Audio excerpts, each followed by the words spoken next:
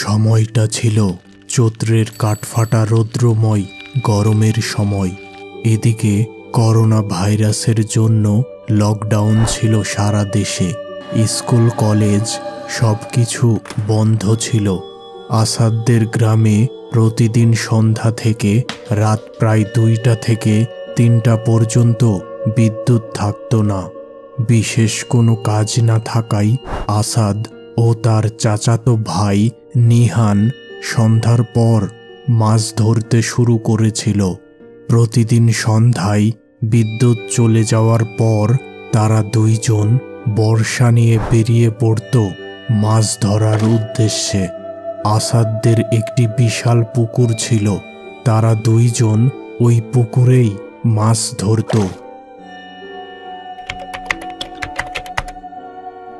প্রতিদিনের ন্যায় সন্ধ্যায় বিদ্যুৎ চলে গেল। এবার আসাদ ও নিহান একটি বর্ষা নিয়ে বাহির হলো মাছ ধরার উদ্দেশ্যে। আসাদদের পুকুরে অনেক চেষ্টা করেও কোনো মাছ পেল না তারা দুইজন। রাত তখন প্রায় 10:30। আসাদ ও নিহান সিদ্ধান্ত নিল তারা এবার তাদের গ্রামের ছোট একটি খালে মাছ ধরতে যাবে। খালটি ছিল আসাদদের পুকুর থেকে কিছুটা দূরে। এই খালটি কিছু দূরে যে মিলিত হয়েছে একটি নদীর সাথে। তবে এই খালের পাড়ে একটি বহু প্রাচীন গাছ আছে। গ্রামের অনেকে মনে করে এই গাছের বয়স 100 বছর। রাতের বেলা কেউ ওই গাছটির কাছে ভয়ে যেত না। গ্রামের মানুষ বিশ্বাস করত ওই গাছের নিচে পিশাচ বসবাস করে। আসাদ ও নিহান খুব ভালো করেই ওই গাছটির ব্যাপারে জানত। তাই তারা খালে পৌঁছে প্রথমে ওই গাছটি থেকে দূরে মাছ ধরার চেষ্টা করছিল। কিন্তু এখানেও অনেক চেষ্টা করে তারা কোনো মাছ পেল না। এমন সময় ওই গাছের দিকের পানি থেকে মাছের ভেসে ওঠার শব্দ শুনতে পেল তারা দুইজন। শব্দ শুনে তারা বুঝতে পারল ভীষণ বড় মাছ। এবার তারা সাহস করে ওই দিকে এগিয়ে গেল এবং যে দৃশ্য দেখল তাতে তারা ভীষণ অবাক হলো। এত বড় শোল মাছ তারা জীবনে কখনো দেখেনি। লোভ সামলাতে না পেরে আসাদ দ্রুত তার হাতে থাকা বর্ষাটি নিক্ষেপ করল ওই মাছটিকে লক্ষ্য করে এবং ওই দিকে নিহান টর্চের আলো ফোকাস করল। তারা বুঝতে পারল বর্ষাটি মাছের গায়ে বিঁধেছে। এবার যখন আসাদ ওই মাছটি সংগ্রহ করতে যাবে ঠিক তখন নিহানের হাতে থাকা টর্চটি নিভে গেল।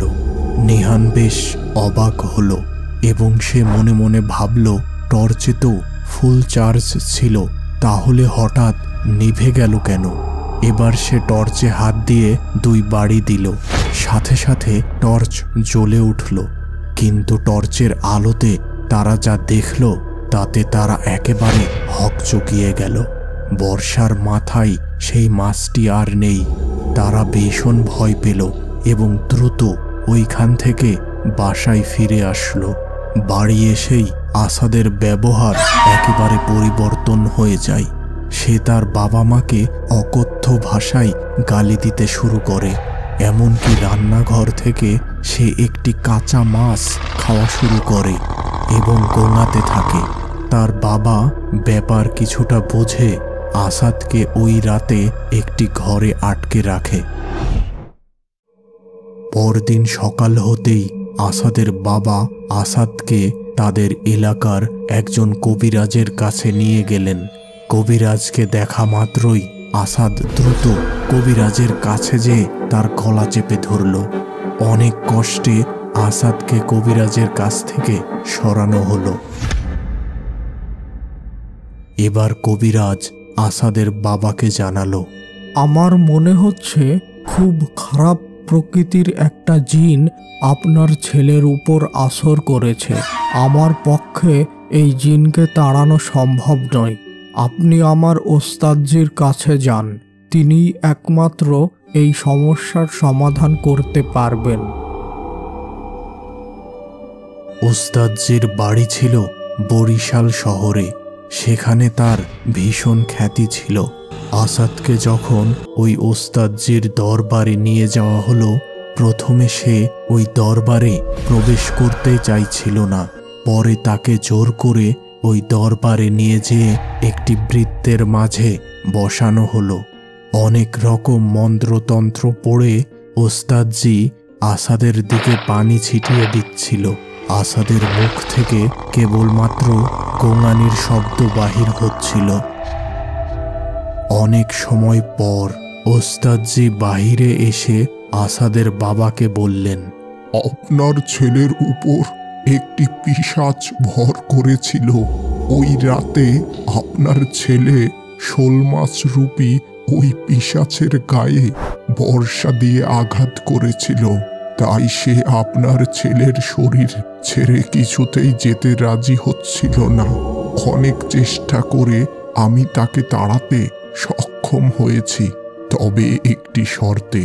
গভীর রাতে একটি কালো রঙের পাঠা ছাগল ওই খালপাড়ের প্রাচীন গাছটির নিচে বেঁধে রেখে আসতে হবে। তবে একদম একা একা যেয়ে এই কাজটি করতে হবে। আসাদের বাবা কিছুটা ভেবে বললেন, আমি যাব এবং একাই যাব। ঠিক আছে, বেশ ভালো, তবে সাবধান। ছাগল নিয়ে যাওয়ার সময় ভুলেও পেছনে তাকাবেন না। বিভিন্ন প্রকার অদ্ভুত শব্দ শুনতে পাবেন, তবে সেদিকে ভুলেও তাকাবেন না।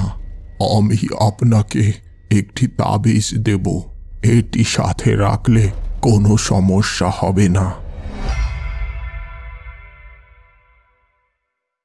ওই দিন ছিল শনিবার। গভীর রাতে আসাদের বাবা একদম একা একটি পাঠা ছাগল নিয়ে হেঁটে চলেছে ওই খালপাড়ের ওই গাছের উদ্দেশ্যে। খালপাড়ের রাস্তায় হাঁটার সময় হঠাৎ তার সামনে একটি কালো বিড়াল হেঁটে রাস্তা পার হলো। এবার একটু এগোতেই একটি করুণ কান্নার শব্দ শুনতে পেল আসাদের বাবা।